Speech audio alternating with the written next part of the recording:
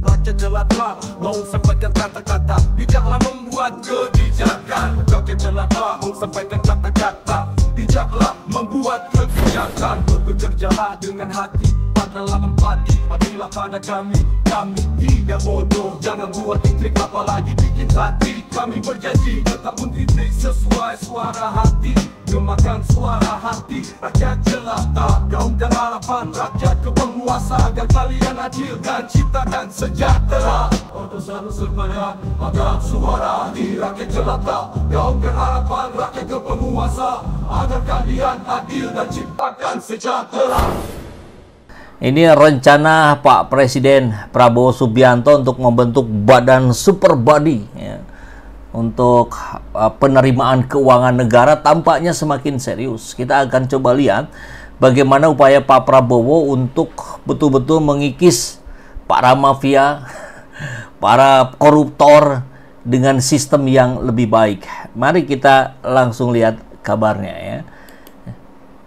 Dari RMOL ya, penerimaan negara siaga 1 ya, memang mesti dibuat siaga 1 karena selama ini kan bocor seperti yang disampaikan Pak Prabowo sejak 5-10 tahun yang lalu. Ya, badan penerimaan negara konon kabarnya akan dijaga langsung oleh tentara dan polisi. Ada Panglima TNI, ada Kapolri. Wow.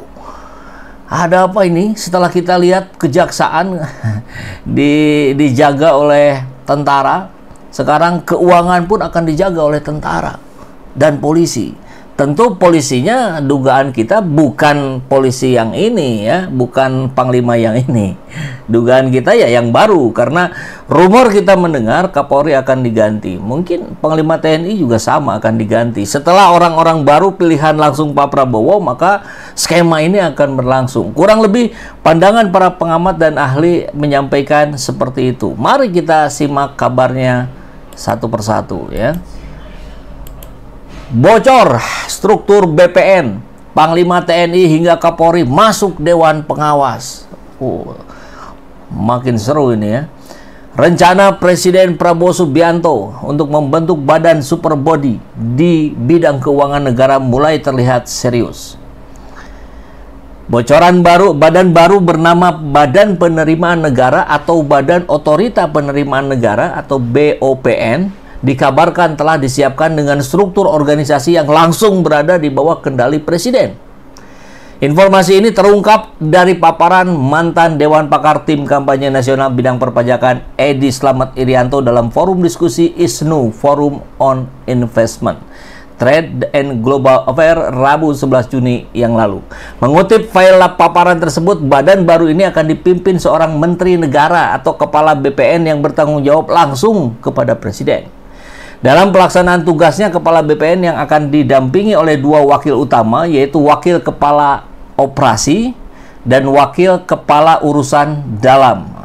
Lembaga ini nantinya juga akan diawasi oleh Dewan Pengawas yang terdiri dari para pejabat tinggi negara secara ex officio seperti Panglima TNI, Kapolri, hingga Menko Perekonomian. Selain itu terdapat pula 4 anggota independen dari luar pemerintahan. Berikut rancangan struktur organisasi BPN atau BPON ini. Dewan Pengawas ada Menko Perekonomian, Panglima TNI, Kapolri, Jaksa Agung, Kepala PPATK, dan 4 orang independen. Pimpinan dan struktur ini ke inti, Menteri Negara atau Kepala BOPN, Wakil Kepala Operasi BOPN, Wakil Kepala Urusan Dalam, Inspektorat Utama Badan, Sekretaris Utama Badan, Deputi. Oh, ini udah sangat detail ya. Jadi ya kurang lebih kita bisa melihat ini skema seperti skema sebuah kementerian ya. Luar biasa. Menurut Edi, struktur ini dirancang untuk mempercepat agenda reformasi penerimaan negara, terutama dalam 100 hari kerja Menteri Kepala BPN. Agenda awal mencakup rekrutmen pejabat eselon 1, konsolidasi data nasional, hingga pengamanan penerimaan tahun anggaran 2024-2025 melalui reformasi pajak penghasilan dan pajak pertambahan nilai. Edi juga menekankan pentingnya pemisahan fungsi penerimaan dan pengeluaran negara sebagai prinsip dasar tata kelola keuangan yang bersih, agar keuangan negara dapat dikelola dengan baik. Ya, penerimaan negara harus diselamatkan dari ketergantungan pada utang. Tanpa reformasi, kita tak akan mampu membiayai program strategis seperti makan siang gratis, penguatan sektor pangan. Ia pun menyebut bahwa fungsi penerimaan hanya mencatat, menyetorkan, dan melaporkan dana tanpa terlibat dalam pengambilan keputusan belanja negara. Ini menarik, karena Ermo dalam beberapa saat yang lalu, ini 2 Agustus 2024 sebetulnya sudah menaikkan kabar ini. Akan sudah ditulis ada 3 kandidat kepala BPN, Badan Penerimaan Negara. Ya, jadi hari ini tampak serius, meski dari tahun lalu ini sudah gencar. Ermo sudah menaikkan ini. Pembentukan Badan Penerimaan Negara serius dibahas pemerintah. BPN nantinya akan memisahkan Direktorat Jenderal Pajak maupun Direktorat Jenderal Bea Cukai dari Kementerian Keuangan. Dilepas tuh ya. Badan baru yang diusung Presiden terpilih Prabowo ini bahkan sudah masuk dalam dokumen rancangan awal kerja. Ini langsung ada calonnya sudah muncul. Pertama, mantan Kepala Badan Pelaksana Pengelola Keuangan Haji Anggito Abimanyu. Kedua, Guru Besar Politik Hukum Pajak Uni Sula Edi Slamet Irianto, dan anggota Komisi 11 DPR Muhammad Misbahun. Nah, 3 orang ini sudah digadang-gadang. Maka tentu menarik kalau kita menyimak kabar ini, dan pastinya ya kita harus mencoba menganalisa, kita mencoba memberikan sudut pandang baru. Nah, kita lihat bocoran struktur BPN ini, ada tentara, ada polisi sebagai pengawas, ya, Panglima TNI. Maka kita akan coba melihat dalam konteks bagaimana harapan kita terhadap reformasi ini.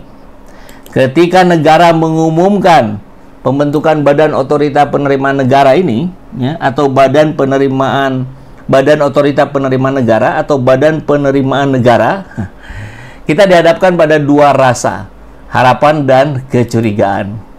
Di satu sisi kita bisa berkata, akhirnya reformasi penerimaan negara dijalankan secara serius.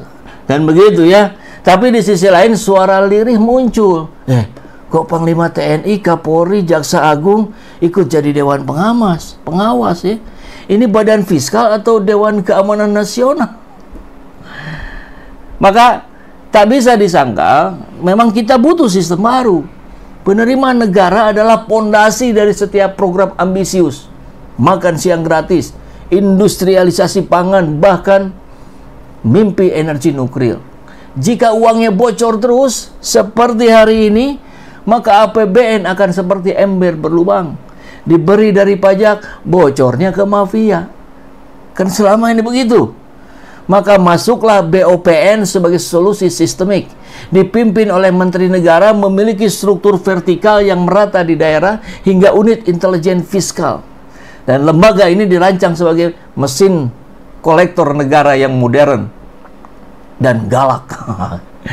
Dan mari kita akui, penjahat fiskal hari ini bukan hanya warga kampung yang telat bayar PBB, tapi korporat dan kartel internasional yang bermain di area-area hukum ini. Untuk itu tentu dibutuhkan pendekatan commanding presence, di mana kehadiran TNI, Polri, PPATK, Kejaksaan dalam Dewan Pengawas ini bisa dilihat sebagai sinyal keras kepada pengemplang pajak. Negara sedang serius, Bung. Negara sedang bersiap berubah dari tukang tagih pajak menjadi satpam kas negara. Tentu narasi kritisnya kita bisa lihat bahwa di balik cita-cita mulia ini ada wajah otoriter yang mengintip bagaimana niat baik reformasi penerimaan ini. Kita tidak bisa menghadapi resiko yang mengintai. Ya, ada militerisasi nih, militerisasi fiskal dan sentralisasi otoritas keuangan yang langsung ke presiden. Apa tidak cukup BUMN, BIN, dan kemitraan yang sudah beraroma sentral? Sekarang lembaga pemungut pajak pun akan diawasi oleh aparat berseragam. Apakah kita sedang membangun otorita fiskal yang transparan atau otorita fiskalitas nasional, di mana setiap uang yang Anda setorkan bisa saja diawasi bukan hanya oleh auditor tapi juga oleh intelijen dan jenderal? BOPN terlihat seperti gabungan antara DJP, KPK, dan Komando Gabungan Wilayah Pertahanan. Begitu. Lengkap dengan wakil kepala urusan dalam. Apa perlu nanti pakai korps dan pangkat? Dan jangan lupa, badan ini langsung di bawah presiden.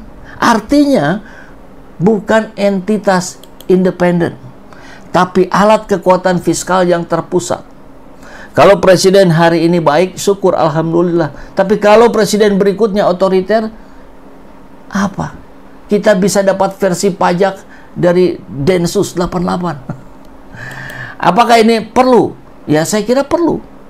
Bahaya? Ya bisa. Tentu tergantung kita gitu. BOPN adalah simbol dari dilema klasik negara berkembang. Kita butuh lembaga kuat untuk melawan mafia, tapi kita juga takut lembaga kuat itu malah jadi mafia baru. Kalau dijalankan dengan prinsip good government, transparansi, akuntabilitas publik, dan bukan jadi alat kekuasaan elit, maka BOPN bisa menjadi pilar kedaulatan fiskal.